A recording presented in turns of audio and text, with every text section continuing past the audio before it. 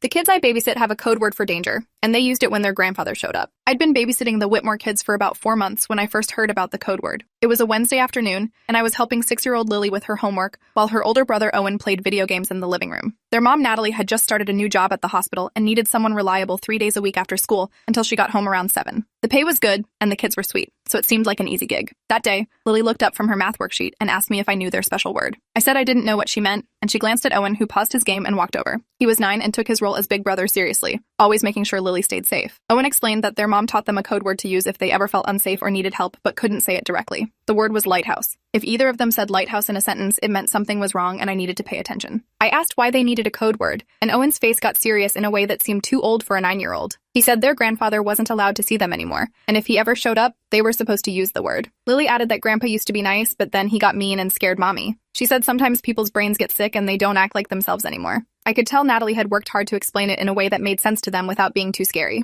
I told them I understood and would remember the code word, then asked if they wanted to tell me what their grandfather looked like so I'd know if I saw him. Owen pulled out his mom's phone, which she'd left for emergencies, and showed me a photo from 2 years ago. A tall man with gray hair and a thick beard, smiling at the camera with his arms around both kids. He looked like a normal grandfather, and that somehow made it worse. That conversation stuck with me, but I didn't think too much about it at the time. Natalie had seemed stressed when she hired me, but I figured it was just the normal chaos of being a single parent with a demanding job. She told me during the interview that the kid's father wasn't in the picture and her own parents weren't available to help, which I now understood meant something more complicated than just being busy. Over the next few weeks, I noticed small things that seemed unusual. Natalie always texted me when she was exactly 5 minutes away from home. She'd installed cameras at every door and checked them obsessively on her phone. The kids knew not to answer the door for anyone, even people they recognized, unless their mom had specifically told them someone was coming. One evening when I mentioned that an older man had waved at us from across the street while we were getting the mail, Natalie's face went pale, and she made me describe him in detail before relaxing and saying it was just their neighbor. The afternoon everything changed started normally enough. I arrived at 3:30 like always and let myself in with the key Natalie had given me.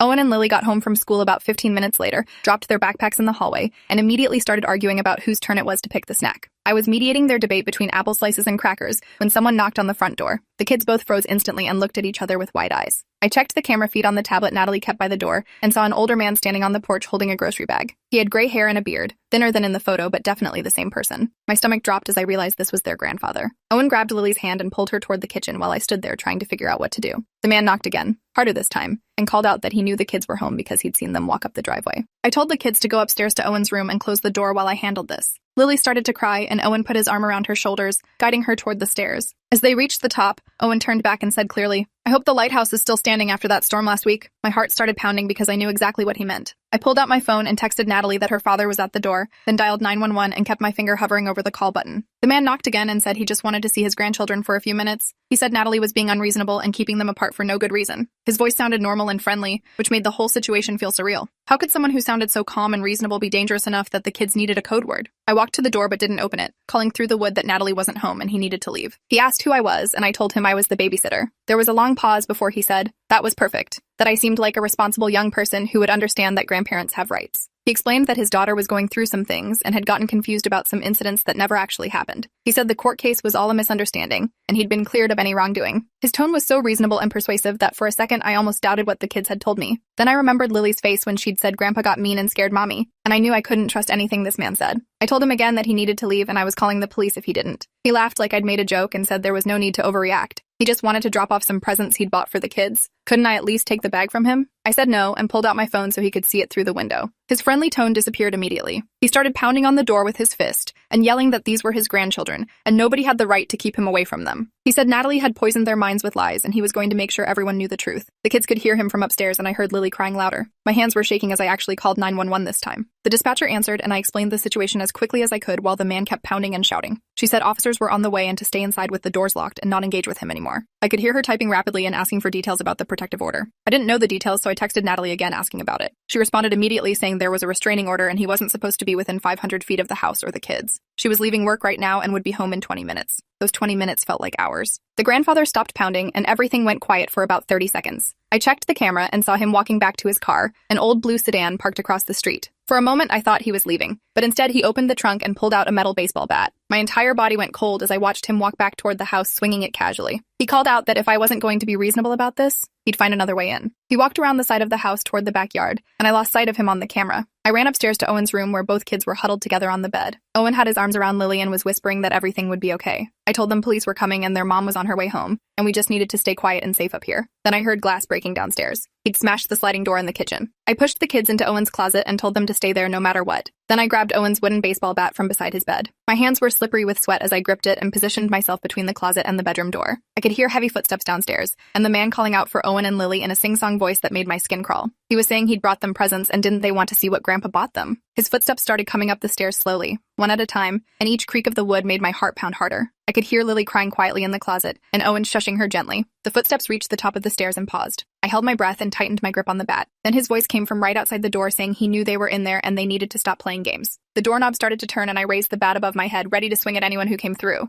The door opened slowly, and I saw his face, angry and determined, nothing like the smiling grandfather from the photo. He saw me standing there with the bat and actually laughed, saying I was just a kid myself and needed to put that down before someone got hurt. He took a step into the room and I swung the bat as hard as I could, not aiming for his head but for his shoulder. It connected with a solid thunk, and he stumbled backward, dropping his own bat with a clatter. He grabbed his shoulder and swore, then lunged at me. I swung again but missed this time, and he caught the bat, yanking it out of my hands with more strength than I expected. Now we were both in the room and he was between me and the door, holding both bats. He told me I'd just made a very big mistake and he wasn't leaving without his grandchildren. That's when I heard sirens getting closer and his face changed from angry to panicked. He looked toward the window and then back at the closet where the kids were hiding. Police sirens were right outside now, and I heard car doors slamming. The man swore again and threw the bats on the floor, then ran out of the room and down the stairs. I heard him thundering through the house and the back door slamming. I ran to the closet and opened it, finding both kids clutching each other and shaking. I told them it was safe and the police were here, but Owen wouldn't let go of Lily. Police officers were coming through the front door now, calling out to announce themselves, and I yelled down that we were upstairs and safe. 2 officers came up with their weapons drawn, checking every room before lowering them. A female officer knelt down in front of the kids and introduced herself as Officer Williams, asking if they were hurt. Lily shook her head but couldn't stop crying. Owen just stared at the floor and held his sister tighter. Officer Williams said they'd caught the man trying to climb the back fence and he was in custody now. She asked if I could tell them exactly what happened. I walked them through everything from the first knock to him breaking in with the bat. Another officer was documenting the broken sliding door and taking photos of everything. More police arrived and started setting up a perimeter around the property. Natalie burst through the front door about 10 minutes later, wild-eyed and frantic, pushing past officers until she found us upstairs. She dropped to her knees and pulled both kids into her arms, sobbing and checking them over for injuries. They weren't physically hurt, but they were traumatized, and I could see that in the way they clung to their mother and wouldn't look toward the door. Natalie looked at me with tears streaming down her face and thanked me over and over for keeping them safe. An ambulance arrived even though nobody was seriously injured, and the paramedics checked everyone out while police continued documenting the scene. Detective Laura Sullivan showed up about an hour later, a woman in her 40s with sharp eyes who'd apparently been assigned to the family's case months ago. Detective Sullivan sat down with Natalie in the living room while a victim advocate stayed with the kids upstairs. I could hear Natalie explaining through tears that her father had been diagnosed with early-onset dementia 2 years ago, and his personality had completely changed. He'd become paranoid and aggressive, especially toward her after her divorce. There had been an incident 8 months ago where he'd shoved her so hard she'd broken her wrist, and another time when he'd grabbed Owen roughly enough to leave bruises. The restraining order had been in place for 6 months, but he'd never violated it before. Natalie had thought maybe he'd accepted the boundaries, but now she realized he'd just been planning. Detective Sullivan said the violation of the restraining order, plus the breaking and entering, plus the assault on me, meant he'd be going to jail this time, not just getting a warning. She asked if I'd be willing to give a formal statement, and I said yes, even though my hands were still shaking. That night, after the police finally left and Natalie got the kids to bed, she sat me down at the kitchen table and apologized for putting me in danger. She said she should have been more explicit about the threat level when she hired me. I told her it wasn't her fault and I was glad I'd been there to protect the kids. She insisted on paying me triple for that day and said she'd understand if I didn't want to come back. The truth was I was scared and shaken up, and the idea of being alone in that house again made my stomach hurt. But I also thought about Owen using the code word at exactly the right moment, and Lily's brave face even though she was terrified. I told Natalie I'd keep babysitting, but I wanted her to walk me through every security measure in the house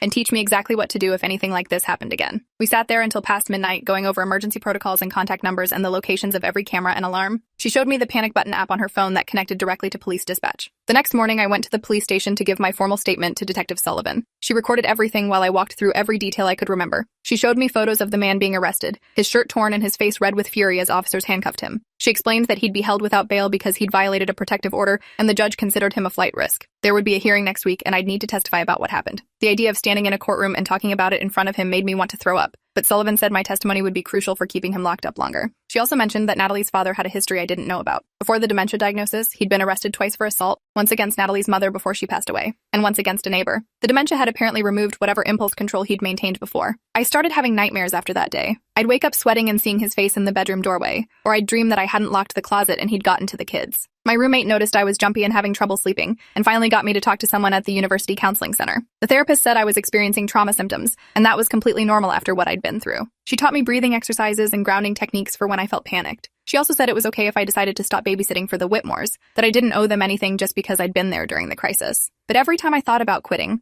I remembered Lily asking if I'd still come over next week because she didn't want a new babysitter who didn't know about the lighthouse. The code word had worked exactly how it was supposed to, and that meant something. The preliminary hearing happened on a Friday morning, and I had to miss my classes to be there. The courthouse was cold and intimidating with its high ceilings and marble floors. Natalie met me outside the courtroom looking exhausted, dark circles under her eyes like she hadn't slept in days. She said the kids were staying with her best friend today because she didn't want them anywhere near the building. Inside the courtroom, I saw her father for the first time since that day. He was wearing an orange jumpsuit and handcuffs, looking smaller and older than I remembered. His lawyer was a tired-looking public defender who kept sighing and shuffling papers. The prosecutor was a sharp woman named Diana Foster who'd already talked to me twice about my testimony. She called me to the witness stand and I had to put my hand on a Bible and swear to tell the truth. My voice shook as I described everything that happened, from the first knock to swinging the bat at him. The defense attorney asked if I'd actually seen him hurt anyone or just heard the kids' stories about past events. I said I saw him break into the house with a weapon and chase me upstairs, which was enough for me. The judge was an older man with gray hair who listened carefully and took notes. When both sides had presented their evidence, he ruled that there was probable cause for all the charges, and the defendant would remain in custody until trial. The bail amount was set at $500,000, which everyone knew his Social Security checks couldn't cover. Natalie cried with relief when the judge announced it. Outside the courtroom, Diana Foster explained that the trial wouldn't happen for several months because the court calendar was backed up. In the meantime, the restraining order would remain in effect and be extended to include me since I'd been threatened. She said I should document anything suspicious, any unknown cars parked near my apartment or campus, any feeling of being watched or followed. The dementia made him unpredictable, and they couldn't be sure what he'd do if he somehow made bail. That possibility terrified me more than I wanted to admit. I went back to babysitting the following Wednesday, and the kids were different than before. Owen was quieter and stayed close to wherever I was in the house. Lily had started wetting the bed again, according to Natalie, something she hadn't done since she was 4. Both of them flinched at unexpected sounds and wouldn't go near the sliding door that had been repaired with new reinforced glass. Natalie had installed an alarm system that beeped whenever any door or window opened, and the constant monitoring made the house feel like a fortress. The kids were seeing a therapist twice a week who specialized in childhood trauma, and slowly they started to seem more like themselves. Owen smiled at jokes again. Lily stopped asking every 5 minutes if Grandpa could get out of jail, but I could tell something had fundamentally changed in how they moved through the world. They'd learned too young that people who were supposed to love you could also hurt you. 3 months passed before the trial date was set. During that time, I'd become almost part of the Whitmore family. I was there 4 days a week now because Natalie had been promoted and needed more help. I attended Owen's school concert and Lily's soccer games. I helped with homework and made dinner and read bedtime stories. Natalie said I was more than just a babysitter. I was someone the kids trusted completely, and that trust was precious after what they'd been through. The night before I was supposed to testify at trial, I couldn't sleep at all. I lay in bed rehearsing my answers to the questions Diana Foster had prepared me for. I worried about forgetting important details or saying something wrong that would hurt the case. My roommate brought me chamomile tea and sat with me until I finally dozed off around 3 in the morning. The trial lasted 4 days. I testified on the second day, walking through everything again with Diana guiding me through questions. The defense attorney tried to make it seem like I'd overreacted, that an elderly man with dementia wasn't really a threat, and I'd been the one who escalated by swinging a bat at him. Diana objected multiple times, and the judge sustained most of her objections. When I stepped down from the witness stand, my legs were shaking so badly I nearly tripped. Natalie testified next, describing years of escalating violence and control from her father. She talked about the broken wrist and the bruises on Owen and the constant fear she'd lived with. Owen's pediatrician testified about the injuries he'd documented. Detective Sullivan presented all the evidence they'd collected, including security camera footage from a neighbor that showed the man walking up to the house with the bat in his hand. The defense tried to argue diminished capacity due to dementia, but the prosecutor showed evidence that he'd planned the visit carefully, proving he knew what he was doing was wrong. The jury deliberated for 6 hours before coming back with guilty verdicts on all charges: breaking and entering, violating a restraining order, assault with a deadly weapon, attempted kidnapping. The judge scheduled sentencing for 3 weeks later. Natalie collapsed in her chair sobbing when she heard the verdicts, and I sat beside her with my arm around her shoulders. Outside the courthouse, Diana told us that with his prior record and the severity of the crimes, he was looking at significant prison time, probably 8 to 12 years. Given his age and health issues, that might mean he'd never be released. The thought should have made me feel safer, but instead I just felt sad for everyone involved. Owen and Lily had lost their grandfather not because he died, but because his brain betrayed him and turned him into someone dangerous. Natalie had lost her father years ago to dementia and now had to watch him go to prison. There were no winners here, just damage control. Sentencing day came on a morning in late October. The courtroom was packed with people I didn't recognize, apparently advocates for dementia patients and prison reform, who thought incarcerating someone with a degenerative brain disease was inhumane. The judge listened to their arguments and then asked if anyone wanted to speak on behalf of the victims. Natalie stood up and walked to the microphone with a piece of paper shaking in her hands. She talked about loving her father and grieving for the man he used to be, but also about the terror of living under constant threat. She described Lily's nightmares and Owen's anxiety and her own inability to trust anyone. She said she wanted her father to get medical help, but she also needed her children to be safe, and she didn't know how to balance those two truths. The judge listened carefully and thanked her for her statement. Then he sentenced her father to 10 years in a prison facility with a specialized dementia care unit. He'd be eligible for compassionate release if his condition deteriorated to the point where he was no longer a threat, but that decision would be made by a review board, not automatically. After sentencing, life slowly started to return to something like normal. The alarm system became background noise we barely noticed. The kids stopped checking every room before entering. Natalie started sleeping through the night again instead of waking up at every sound. I continued babysitting and watching these two kids grow up and heal. Owen started playing baseball again and was really good at it. Lily joined a drama club and discovered she loved performing. Both of them knew the code word lighthouse would probably never be needed again, but they still remembered it. Some things you don't forget even after the danger has passed. Natalie told me one evening after the kids were in bed that she felt guilty for how everything had turned out. She loved her father and hated seeing him in prison, deteriorating further every time she visited. But she also knew she'd made the only choice available to protect her children. Sometimes there are no good options, just less terrible ones. A year after the trial, I graduated and moved across the country for a job. The goodbye with Owen and Lily was harder than I expected. These kids had taught me things about resilience and courage that I'd carry forever. Natalie gave me a photo of the three of us at Lily's 7th birthday party, all of us smiling like we didn't have a care in the world. On the back she'd written, "Thank you for being our lighthouse." I cried on the plane ride across the country, not because I was sad exactly, but because some experiences change you permanently, and you can't go back to who you were before. I learned that normal-looking people could be dangerous, that love and fear could exist in the same relationship, that sometimes protecting someone meant testifying against their family member in court. Those weren't lessons I'd wanted to learn at 22, but they'd made me stronger and more aware. This was just one of many wild stories. Stick around by hitting subscribe and let me know what you thought in the comments.